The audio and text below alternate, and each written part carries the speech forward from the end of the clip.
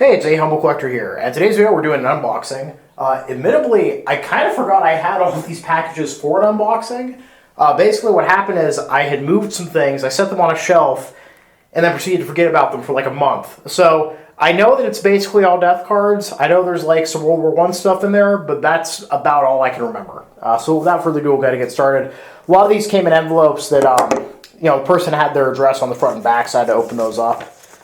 But starting off here, got a decent pile of them. First one here is for an Oscar Leutner, who was a Feldwebel in a Panzer battalion, who in the year of 1945 in Rome, I guess he was killed there near the end of the war. We also have Max Heimero, who is in a Grenadier regiment and was killed June 12, 1940 in France. We have kind of like a nice earlier war card there. We also have, if I can pick it up, this card for Georg Wasser, who is in a Gewürzträger regiment, bearer of the Iron Cross First Second Class, the Infantry Assault Badge, and the Silver Wound Badge, who died on March 27, 1944, in the south of the Eastern Front after 4.5 years of faithful service. Really interesting. You can actually see his awards there. He's got the Infantry Assault Badge, EK1. Really cool stuff. The next one that we have here is for Wilhelm Wertgen, who's a Gefreiter in a heavy artillery regiment, born in 1908, and looks like he was killed. Oh, we got like his whole combat history here. It's pretty neat. So he was through 1942, 1943, and then going to the bottom here, I guess he was killed March 9th, 1943. That should be pretty interesting to research. Also, nice color backing, which you don't normally see. It's a pretty neat one.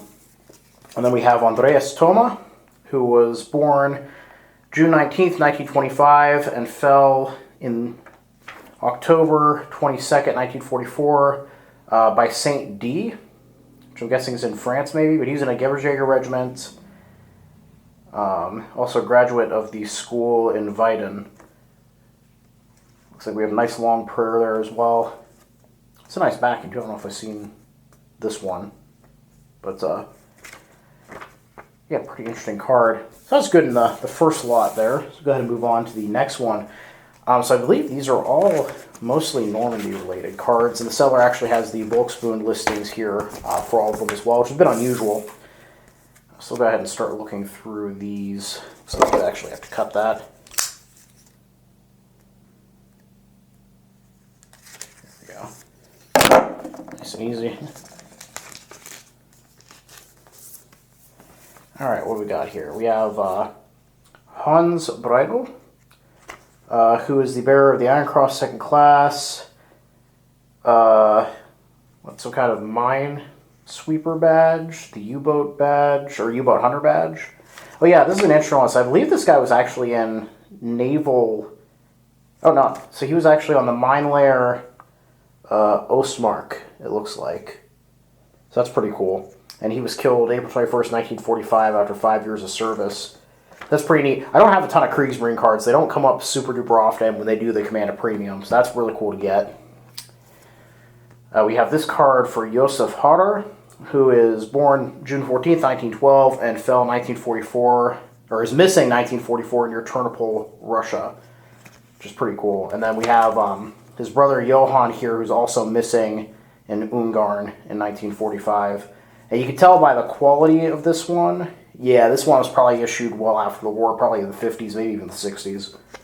And unfortunately, their family probably never found out what happened to them. So it'd be interesting to see if I can find anything through research. And then we have what? Frau Annie Stoker und family. Oh, so we actually have a nice letter mailer here.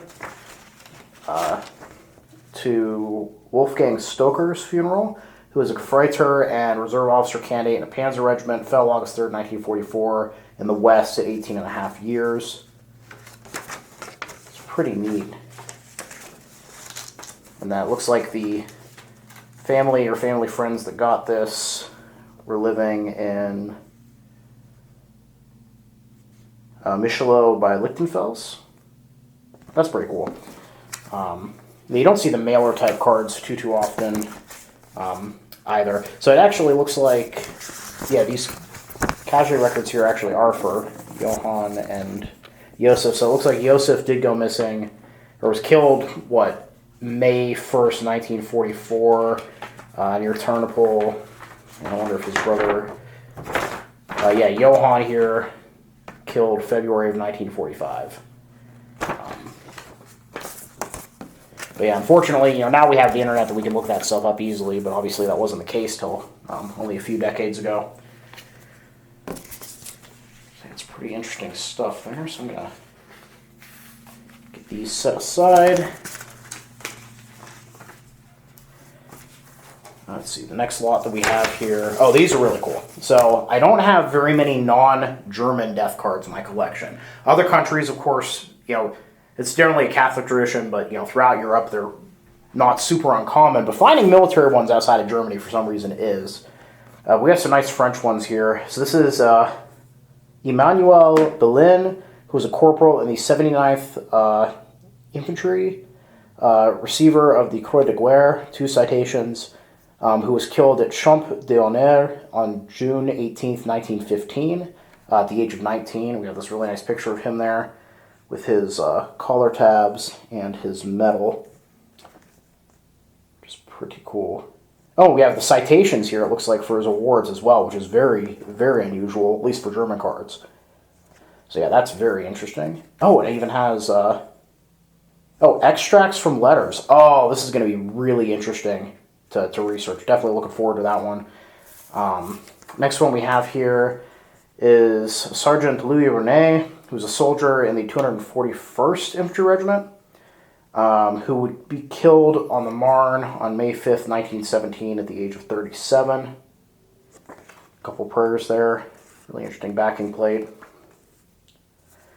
And then another one here for Robert Planck, who was a corporal in the 43rd Infantry Regiment, who died March 31st, 1918 on the Somme, near the end of the war there. Also decorated with the Croix de Guerre. It looks like we also have some letters talking about him as well. That's really interesting. Yeah, so really cool cards. Definitely looking forward to doing more research into those. Got another envelope here that needs opened up.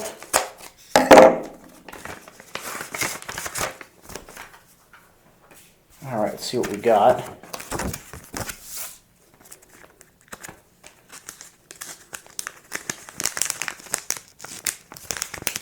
There we go.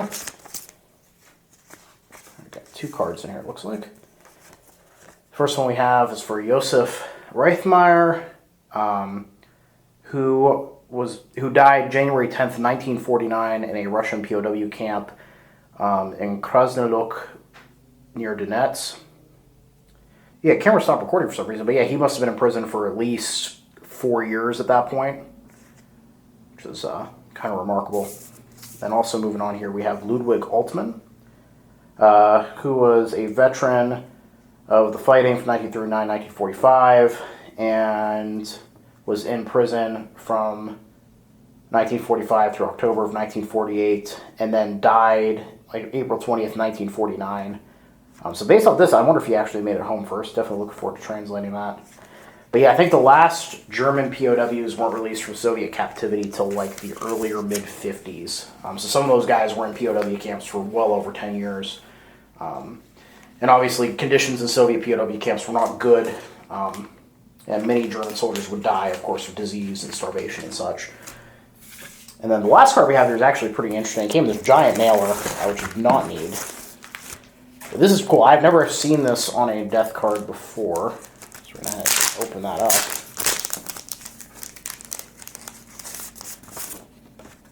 Because here we have the death card of Robert Kullerbaum, a Kaufmann and Oberpaymaster in Oberkommando de Heer.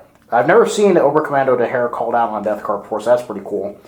It looks like there's a little bit about his service there. It looks like he's actually a veteran of World War I as well, so we have 1914 through 18. He was born in 1899, and it looks like he died, let's see a death date here, 1930, okay, yeah, here we go, in March 11th, 1945,